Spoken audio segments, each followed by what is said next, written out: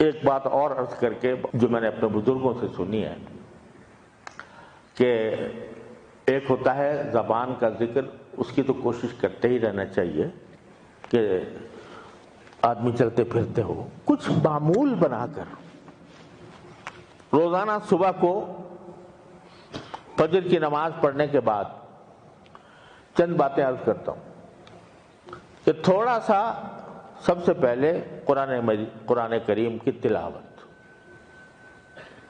اس کے بغیر کوئی دن خالی نہیں ہونا چاہیے۔ سب سے پہلے قرآن کریم کی تلاوت، ایک پارہ ہو، آدھا پارہ ہو، میں کہتا ہوں پاؤ پارہ ہی ہو، لیکن کچھ نہ کچھ تلاوت ہو، اس کے بغیر آدمی باہر نہ نکلے، کوئی کام نہ کرے جب تک تلاوت نہ کر لے۔ پھر رسول کریم صلی اللہ علیہ وسلم نے بہت سی دعائیں سکھائی ہیں جن کو ادعیہ معصورہ کہا جاتا ہے، وہ دعائیں مناجات مقبول میں جمع کی ہوئی ہیں، اور بھی الحزب العظم ہے اور بہت سے کتابیں ہیں جن میں وہ دعائیں مذکور ہیں رسول کریم صلی اللہ علیہ وسلم کی۔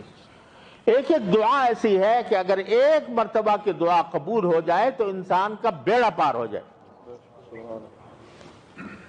اس کا معمول ہو جائے۔ مناجات مقبول کی ایک منزل 5 منٹ لگتے ہیں، 5-7 منٹ پڑھنے میں، اور پھر کچھ تسبیحات، سبحان اللہ بحمدہ سبحان اللہ العظیم 100 مرتبہ، سبحان اللہ والحمد للہ ولا الہ الا اللہ واللہ اکبر،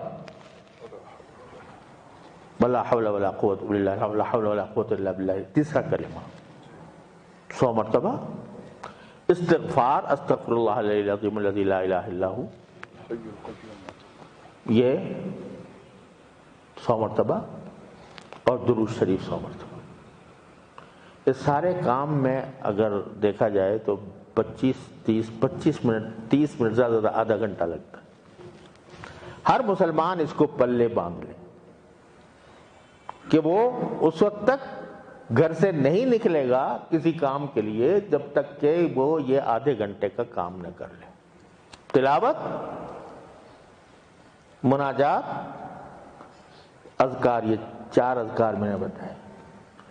پھر چلتے پھرتے اٹھتے بیٹھتے کہنے کی بھی عادت رہے تو اللہ تبارک و تعالی انشاءاللہ ذکر کرنے والوں میں سے شامل فرمائیں، والذاکرین اللہ کثیرا والذاکرات۔ اور پھر 2 باتیں اور کہ اپنی ہر چھوٹی بڑی حاجت ہر وقت اللہ تعالیٰ سے مانگنے کی عادت ڈالیں کہ میں ابھی گھر سے نکل رہا ہوں، یا اللہ جس کام کے لیے جا رہا ہوں اس کو میرے لیے آسان کر دیجیے، گھر میں داخل ہو رہا ہوں، یا اللہ گھر والوں کو اچھی حالت میں پاؤں، ان کو خیر عافیت سے دیکھوں، سواری پر جانا ہے، سواری یا اللہ آسانی سے عطا فرما دیجیے، سوار ہو گئے یا اللہ آسانی سے منزل تک پہنچا دیجیے۔ ہر حاجت چھوٹی بڑی اللہ سے، ہاں تک کہ حدیث میں رسول کریم صلی اللہ علیہ وسلم نے ارشاد فرمایا کہ اگر تمہارے جوتے کا تسمہ بھی ٹوٹ جائے تو اللہ سے مانگو۔ اب اگر جوتے کا تسمہ ٹوٹ جائے تو بھئی آدمی سوچے گا بھئی کسی موچی کے پاس جائیں، اس سے جا کے ٹھیک کرائیں، نہیں، فرمایا کہ پہلے اللہ میاں سے مانگو، یا اللہ میرے جوتے کا تسمہ ٹوٹ گیا، اس کو ٹھیک کر دیجیے۔ کیوں؟ اصل بات تو یہ کہ کرنے والا وہی ہے۔ اگر فرض کرو کہ آپ نکلے جوتے کا تسمہ ٹھیک کرانے کے لیے، موچی نہیں ملتا جو ٹھیک کرے، ملتا ہے تو اتنے پیسے مانگتا ہے کہ آپ کو دینے کی قدرت نہیں ہے، 1000 رکاوٹیں پیدا ہو سکتی، لہذا پہلے اللہ سے مانگو، پھر موچی کو تلاش کرو۔ بیمار ہو گیا ہو تو پہلے اللہ سے مانگو، پھر ڈاکٹر کے پاس جاؤ۔ تو ہر حاجت اللہ تعالیٰ سے مانگنے کی عادت، اور اللہ کی ہر نعمت پر شکر ادا کرنے کی عادت۔ یا اللہ آپ کا شکر ہے کہ آپ نے مجھے اچھا کر دیا، یا اللہ آپ کا شکر ہے آپ نے مجھے کھانے کو دیا، یا اللہ آپ کا شکر ہے کہ آپ نے مجھے پینے کو دیا۔ ہر چیز پر شکر۔ جب بندہ اس کا عادی ہو جاتا ہے، دل میں چاہے ہو، دل ہی دل میں، تو جو وہ اللہ سے دعا مانگتا ہے اللہ کا قرب حاصل ہوتا ہے۔ سبحان اللہ۔ یہ جو کہتے ہیں نا لوگ دعا قبول نہیں ہو رہی، دعا قبول نہیں ہو رہی، ارے دعا تو پہلے ہی لمحے میں قبول ہو جاتی ہے۔ کیوں؟ اس لیے کہ دعا خود عبادت ہے، اور دعا کرنے کا اجر اسی وقت ہمارے نامہ اعمال میں لکھ دیا جاتا ہے۔ اب جو مانگ رہے ہو جو چیز، وہ اللہ تعالیٰ کی حکمت ہے کہ وہ اگر آپ کے لیے بہتری ہوگی دیں گے، بہتری نہیں ہوگی تو نہیں دیں گے، اس سے اچھی چیز دے دیں گے۔ تو دعا کی عادت اور شکر اللہ تعالیٰ کا۔ تو یہ چند باتیں ہیں جو اس وقت متفرق طور سے ذہن میں آ گئی۔ اللہ تبارک و تعالی ہمیں آپ کو اس پر عمل کرنے کی توفیق عطا فرمائے۔ خلاصہ پھر عرض کر دیتا ہوں، ایک تو یہ کہ دوسرے مسلمان کو راحت پہنچاؤ، تکلیف نہ پہنچاؤ۔ سبحان اللہ، جزاکم اللہ۔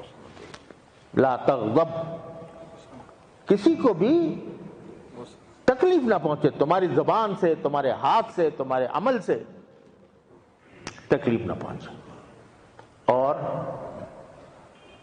غصہ نہ کرو، اور اللہ تبارک و تعالیٰ کا ذکر کثرت سے، اور اس کا دن کا آغاز اللہ کے ذکر سے ہونا چاہیے، جس میں تلاوت قرآن سب سے مقدم۔ ایک ایک حرف پر اللہ تعالیٰ 10 نیکیاں لکھتے ہیں۔ جو بندہ تلاوت کرنے کا عادی ہوتا ہے تو کہ روزانہ تلاوت ضرور کرے گا، تو اللہ تبارک و تعالیٰ اس کو ناکام کریں گے، آگ میں جلائیں گے۔ جو اللہ کے کلام کو پڑھنے کا عادی ہے اس کو اللہ تعالیٰ آگ میں جلائیں گے، اس کو ناکام کریں گے۔ تلاوت، دعائیں، ذکر اور استغفار اور درود شریف، اور اللہ تعالیٰ کی ہر حاجت اللہ سے مانگنا، ہر نعمت پر اللہ کا شکر ادا کرنا۔ یا اللہ اپنے رحمت سے ہم سب کو اس کی توفیق عطا فرما اور اپنا قرب خاص عطا فرما۔ بآخر دعوانا الحمدللہ۔